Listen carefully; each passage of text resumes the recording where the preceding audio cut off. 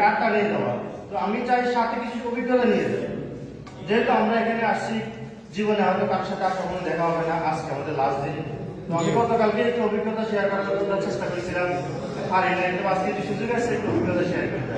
যদি এখানে আমি একটা কথা বলবো, আমি প্রবাসে এখানে যাই নাই, তো প্রবাসে না গিয়ে হচ্ছে যারা সচেতন তারা দেশে থাকলেও অভিজ্ঞতা অর্জন করা সম্ভব, সেই কারণে আমি বিভিন্নভাবে আমি কিছু অভিজ্ঞতা আমার আছে। আর একটা অভিজ্ঞতা কথা বলবো ভাই, সবচেয়ে বড় নৈতিকতা, চরিত্র। বিদেশ যাওয়ার পরে সে বিদেশে মাফিয়া ডন, বুঝলেন তো, ওনার সাথে গাড়ি দেখতো, 2-4 জন মানুষ দেখতো, আর ওনার কাজ ছিল মাদক, জুয়া আর নারী গঠিত ব্যবসা।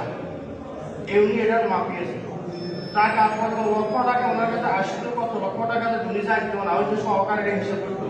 উনি যেটা আমাদেরকে ব্যাখ্যা দিয়েছিল, উনি 3টা কাজের সাথে জড়িত ছিল, নারী, মাদক, জুয়া, এগুলোর সাথে জড়িত ছিল।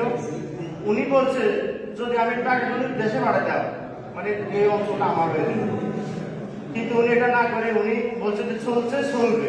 তো হঠাৎ একদিন পুলিশ র্যাড দিচ্ছে, সিআইডি র্যাড দিচ্ছে, র্যাড দি প্যান্ট আর জামা, মানিব্যাগও আসে নাই, প্যান্ট আর জামা নিয়ে ফাটাই দিচ্ছে। তো ওই রাজনীতি আছে, ওখানে আছে, কিন্তু ওনার সাথে আসে নাই, বাংলাদেশে আসে নাই। না আসার কারণে উনি চলে এসে এক কাপড়ে চলে আসে। আসার পরে ওনার স্ত্রী, সন্তান, ভাই কেউ আর ওনার দেখে না। ওনার যে নেশা করার কারণে ওনার পক্ষতে ক্যান্সার হয়ে গেছে, যক্ষ্মা হয়ে গেছে, ওনার লাংসে ইনফেকশন হয়ে গেছে। তো উনি তো তখন তো ভালো ভালো খাইছিল, শরীরের উপর চলে গেছে। দেশে আসার পর খাওয়া বন্ধ হয়ে গেছে, শরীরে ইনফেকশন বাড়ে গেছে, শুকাইতে শুকাইতে একবারে কাঠ কি জিনিস কাঠ হয়ে গেছে। পরে সর্বোচ্চ 2 বছরের মধ্যে সে মারা গেছে। এগুলো আমাদের বাস্তব অভিজ্ঞতা।